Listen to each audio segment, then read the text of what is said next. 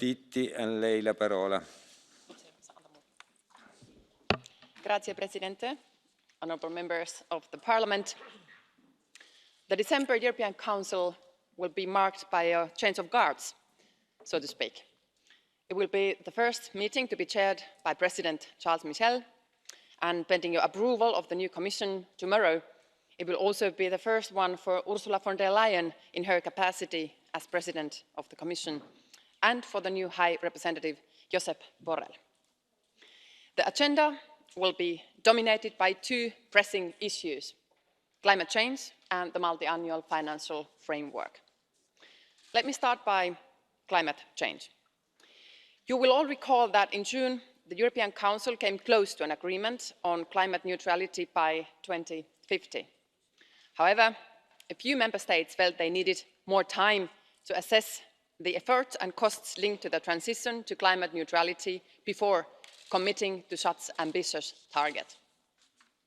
The European Council therefore asked the Council and the Commission to advance work on the conditions, incentives and the enabling framework, and pledged to finalise its guidance before the end of the year, with a view to the adoption and submission of the EU long-term strategy to the United Nations Framework Convention on Climate Change in early 2020.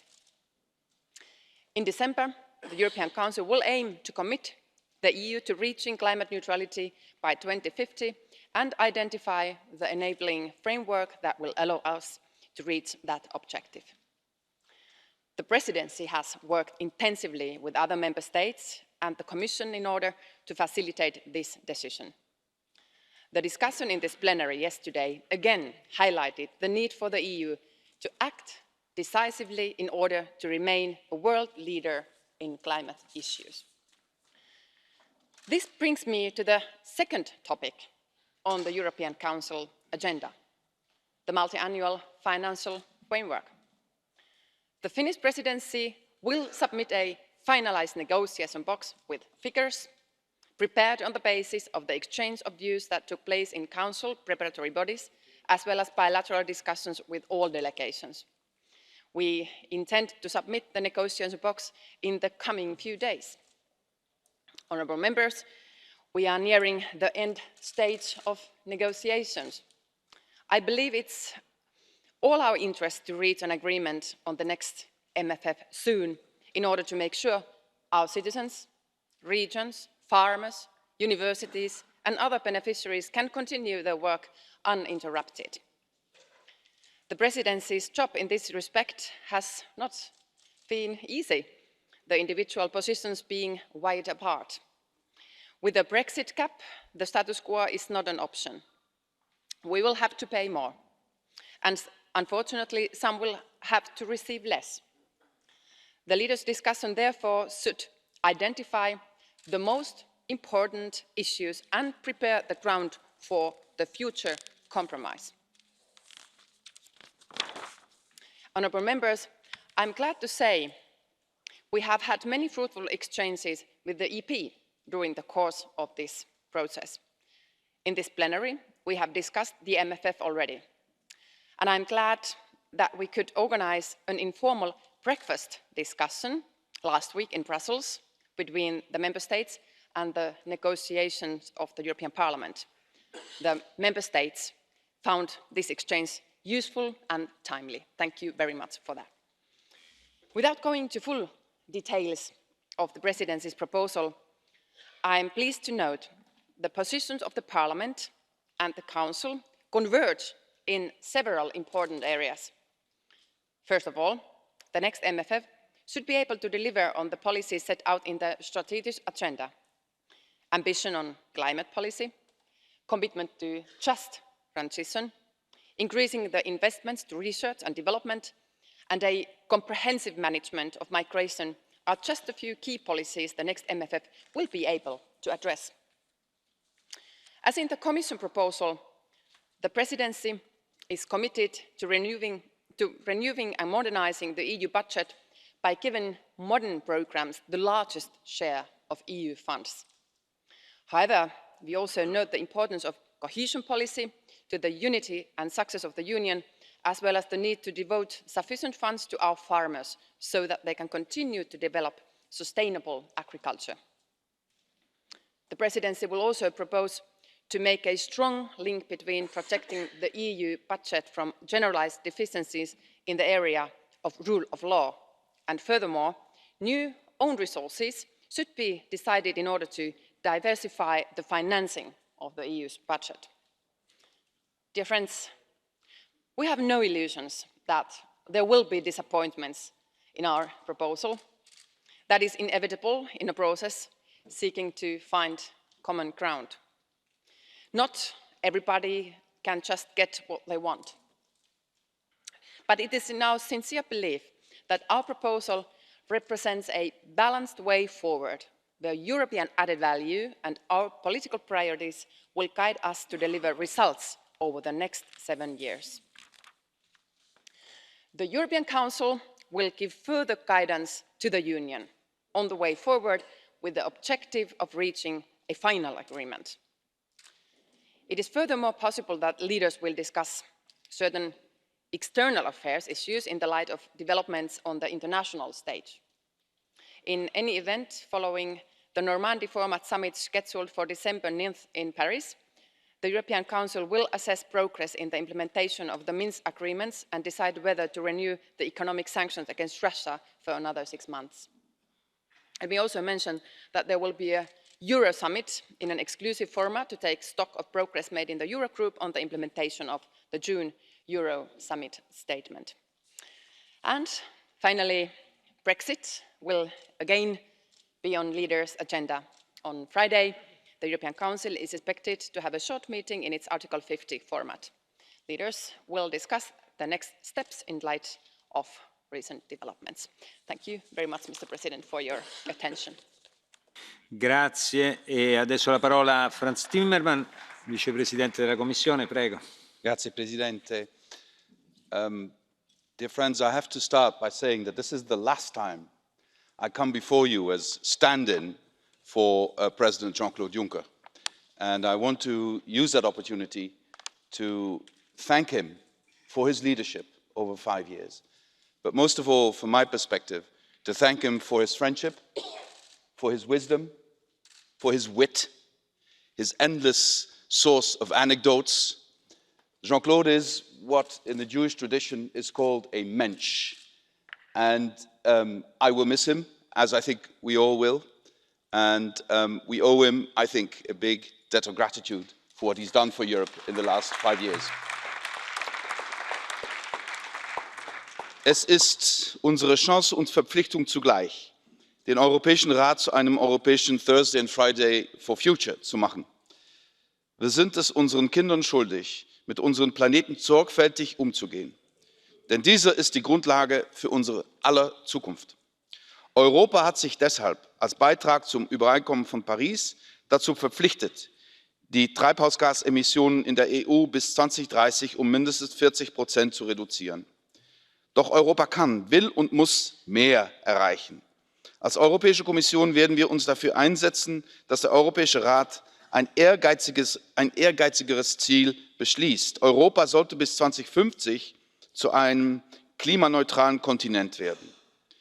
Denn wir haben nicht nur Verantwortung für die nächste Generation, sondern wir müssen auch eine Vorreiterrolle in der Welt einnehmen. Unsere europäische Strategie muss ein Signal an die Klimakonferenz der Vereinten Nationen senden und andere Vertragsparteien ebenfalls zu ehrgeizigeren Zielen anspornen. Für Europa eröffnet dieser Ehrgeiz auch eine wirtschaftliche Chance.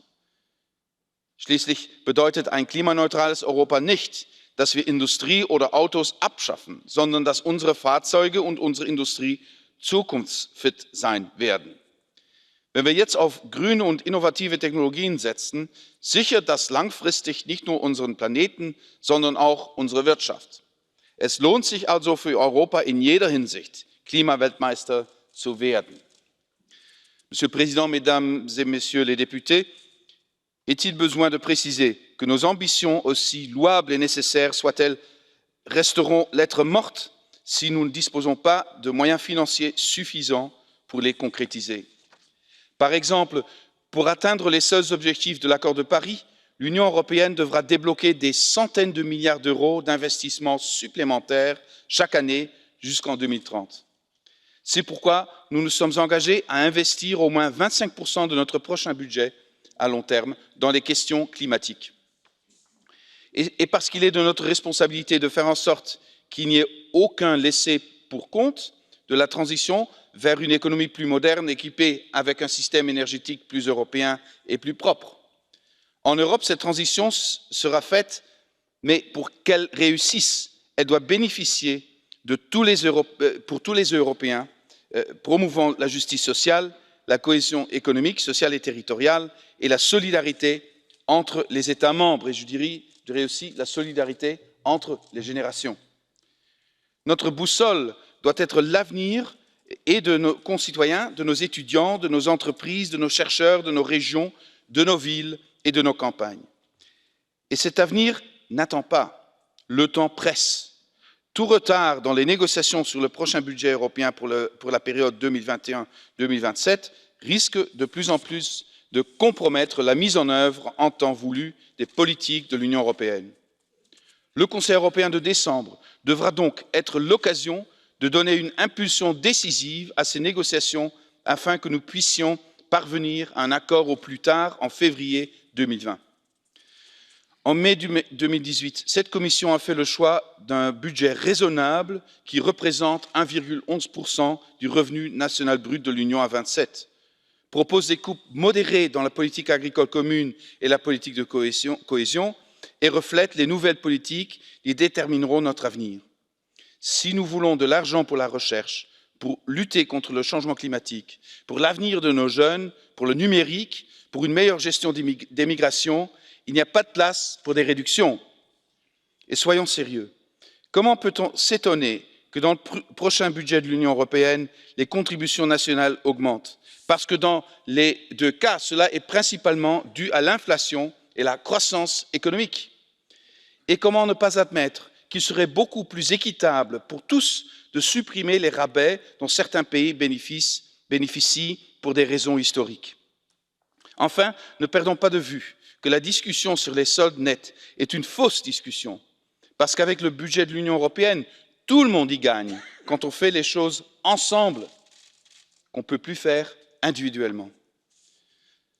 Mr. President, honourable members, I would like to finish with a few remarks ahead of the Euro Summit. We cannot talk about Europe's future, our efforts to ensure it is sustainable and with the right budget to meet our citizens' needs, without the understanding that strengthening our economic and monetary union is a fundamental component for our success. The good news is that there is a consensus on the principal elements needed to continue doing this. And even better news, because progress on this important work is well within reach. This includes the first ever budgetary instrument for convergence and competitiveness in the euro area, for which the main features have now been agreed. Secondly, on the European Stability Mechanism, which by its very existence already increases resilience in the euro area. The legal framework still falls short of the political reality, which must also include its role as a backstop to the Single Resolution Fund. And thirdly, on the completion of the banking union. On this last point, I would like to underline that when the banking union was launched, it was always going to be based on three pillars: supervision, resolution, and the third, missing pillar, a European deposit insurance scheme. It has been 4 years since the Commission made a proposal and 2 years since we proposed pragmatic solutions to find a compromise between the Parliament and the Council. Progress is long overdue. I want to welcome the ongoing work of the high-level working group in this regard. And on behalf of the Commission and my colleagues Dombrovskis and Moscovici, I look forward to seeing an outcome of this work and an agreement on how to put this into practice. We may be subject to political cycles. I said something about this at the beginning. That is the nature of democracy. The same should not apply to our economy. Here we need to ensure stability. Over the last 5 years, we've been deepening the economic and monetary union precisely because doing so is making our economy stronger and more resilient to stress. In the face of increasing pressure in our external environment, we need this resilience at home. We are before the biggest challenge humanity has ever faced, and we need to prepare for it well. Thank you very much, Mr. President. Grazie